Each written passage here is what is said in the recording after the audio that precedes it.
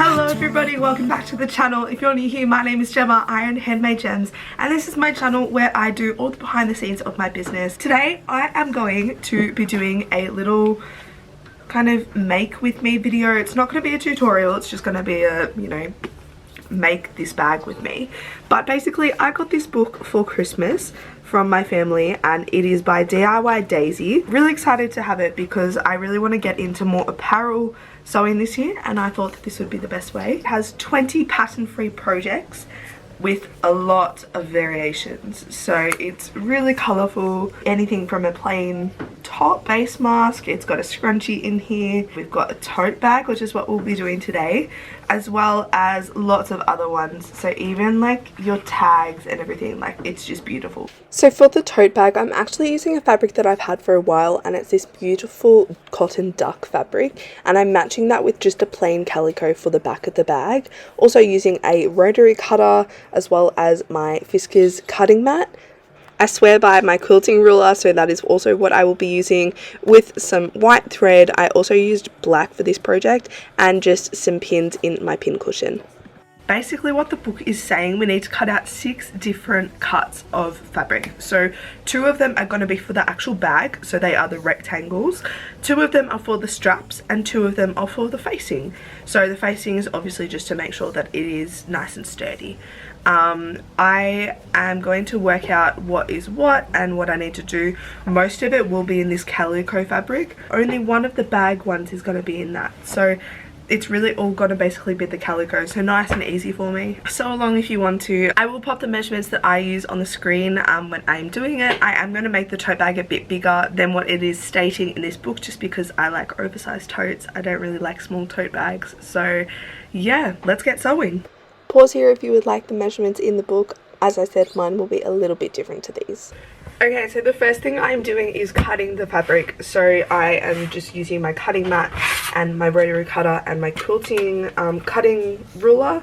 I do have pins just in case, but I don't know if I'll need them. By the way, this is the new little backdrop and everything I've got. I absolutely love them. I think it just kind of fills in the space and makes it look a bit more put together. So really happy with that. So what it is telling me to do is cut 2 bag pieces. So the first one is going to be in this beautiful print, and then the other one is just going to be the normal. So what it's basically saying is if you want to make a bigger dimension bag, increase it by 2 or 4 inches. I think I'm actually going to increase it by 3 or 4 inches.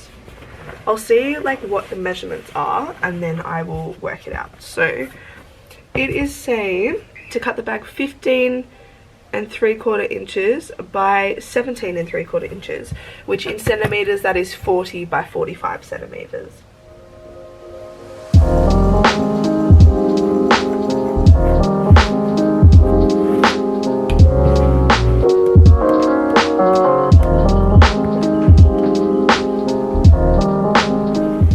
Okay, so now that I've matched that out, what I'm going to do is I'm going to get my rotary cutter and align it up with my quilting tool and just make sure that is all in line and get cutting.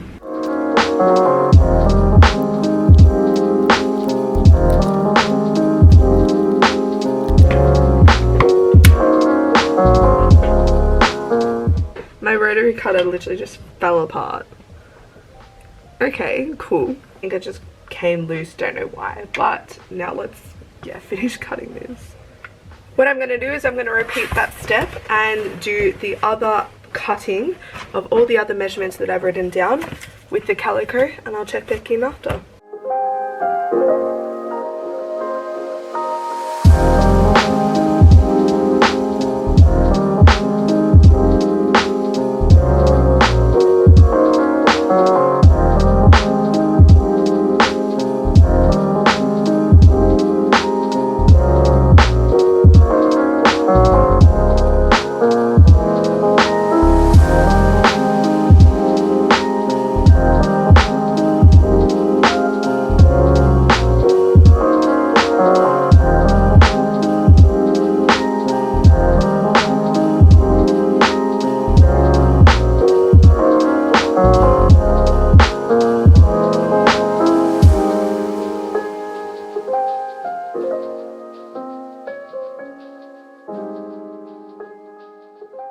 So I have 2 strap things cut.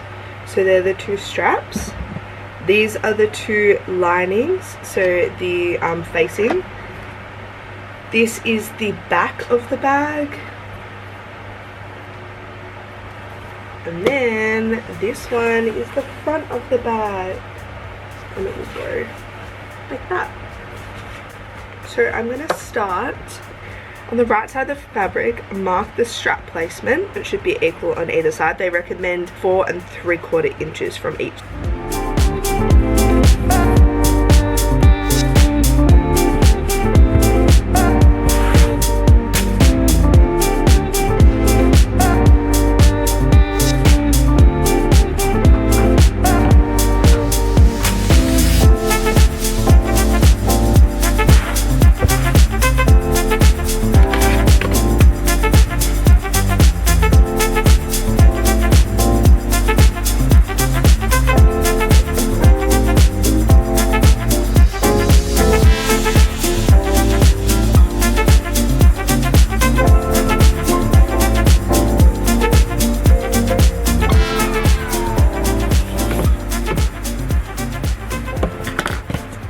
So I've just marked where the straps are going to be, so one's going to be here and here.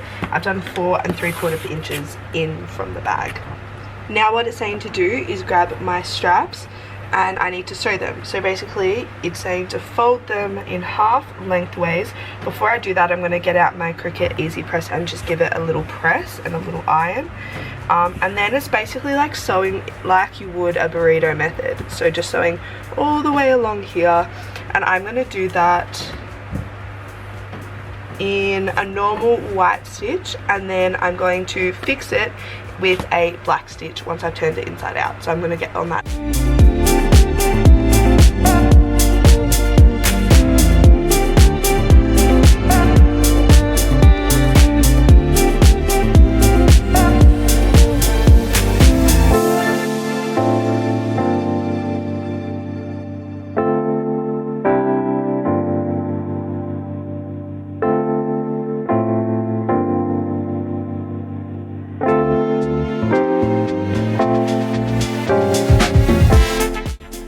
So the next part of the process was turning the straps inside out, and this is actually just using a safety pin method, which I tried a fair few times and it just didn't work for me. The safety pin kept coming undone, but I have since learned it's all about patience and having the right safety pin. So definitely get one that has like a safety net on it.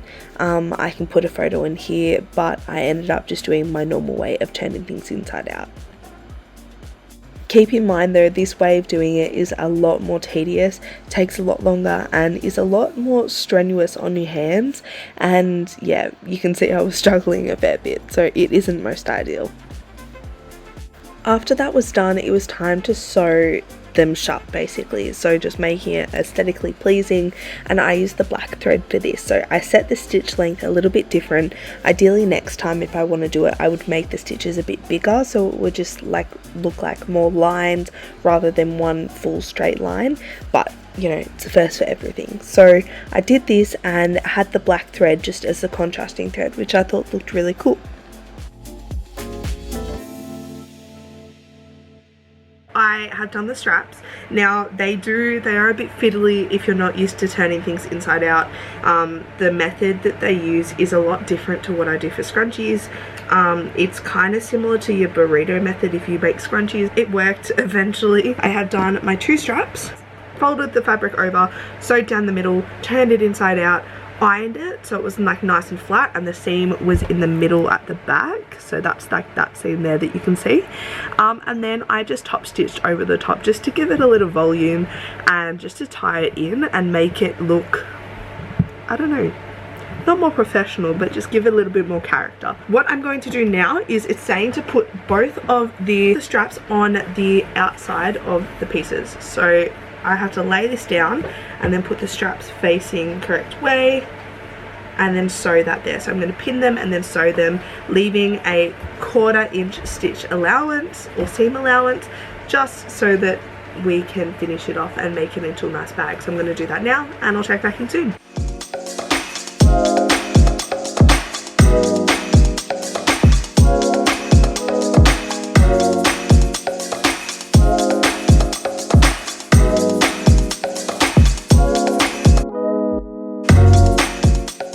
My camera died, but basically I have just sewn the straps on. So after I pinned it, I sewed them on, and then I put the two good sides facing each other, and then just sewed down the sides and then along the bottom. Done it in the black threads so that you can see it. Basically what we're going to do now, it's saying to put this aside, and then we're going to work on the face. So for the facing, I have these two bits. So this one is, I think, 17 by 5 inches from memory. And the good thing about this book, it actually has pictures that guide it through all the way, and I find that really good because I definitely am a learner who I don't learn well of reading. I need to see things, I need to watch people do it, which is why I find YouTube videos are really good and really helpful for myself, hence why I'm making one for you guys. Step 5 is saying to place the rectangles together with the right sides facing, because it's calico, it doesn't really matter. And it says sew up the side seams, press the seams open, press a 1 centimeter single fold hem with wrong sides facing on bottom edge of the facing. That's what I'm going to do now. I'm literally just going to sew these together down here, and then I'll press that using my heat press. Be back in a second.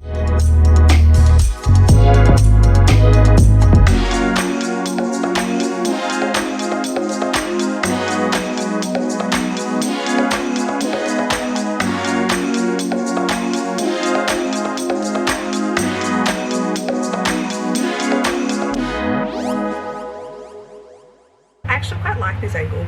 Now what it's asking me to do is turn the bag inside out, so that is what I'm going to do now. Looking great so far. It's a little trial. Really good size. It's not going to be too oversized. It's actually going to be pretty standard bag, but the straps fit a lot better. I like that. Okay, do the bag right side out and then slip the facing over the top so that the fold that we just made with the iron is like at the bottom, just like you're dressing somebody. Dressing a mannequin, that's how I'm gonna picture it. I think that's how it's meant to be. It's easier to see on this side. So it's like facing, and then I'm sewing all the way along. One thing I will say is make sure when you are doing this, if you're doing this along with me, that you're not sewing both sides together. Make sure that you are leaving a gap, and you'll be able to see that when I sew.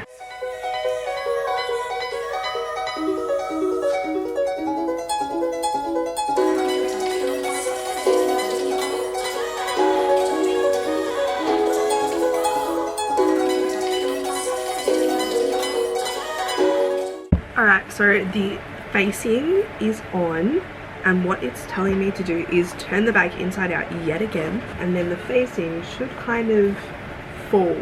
Handles will just fall like that. Now press here so that the facing is like up, fold this over, and then sew all the way around there. And I'm going to do this seam in like a white, not a black, because I don't want to ruin the pattern. I think I'm going to make a box sort of bottom for it. So all you do is you just sew along there and along there, and the corners kind of stay in, I think. Don't quote me on that. If you're following along, hope you're on this step. We're almost done, and it's going to be so worth it. It's looking great.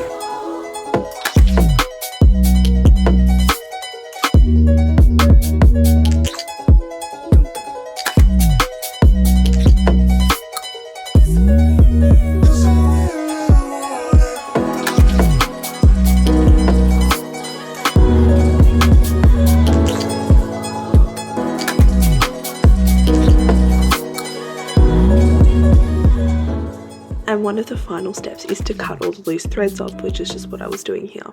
So now that the bag is done, I haven't turned it inside out because I'm going to do one last thing, and that is the box bottom. I personally prefer this in a bag just because it makes it a whole lot better to kind of like have things in, things can stand up properly. So what you want to do is you want to get the side seam and kind of like flatten it out. And you're going to get your corner, and you're basically just grabbing the corner, and you're going to pin that. And so you're going to sew along there. And so I'm just going to put a pin, putting it at a different angle for you. So I have just pinned there, and so it's going to be sewed along here and then along there. So it's going to create a boxed flat effect at the bottom. Okay, so if we have followed this amazing book correctly, as well as the little addition to the box corners, this should turn inside out and be a perfect tote bag. the corners. Stop. That's what I meant by the box sort of hem. Creates a sort of look. Why does this look so professional? Guys!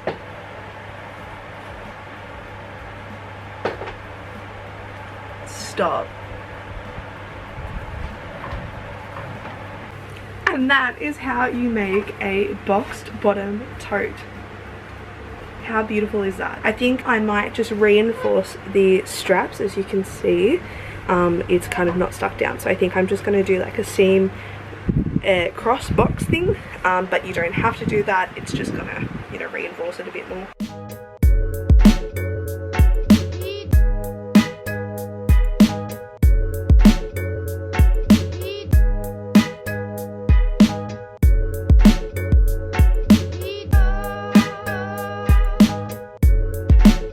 I'm so happy. It's so comfortable as well. The straps are really nice. Doesn't feel like it's gonna break. The bottom is great. Like, look at that seam. Look at those. How cool is that? And this print. This print is everything. I hope you enjoyed this video and hope you enjoy your new tote bag if you have made one. Thank you so much for watching. Look forward to seeing you guys in the next video. Stay gorgeous.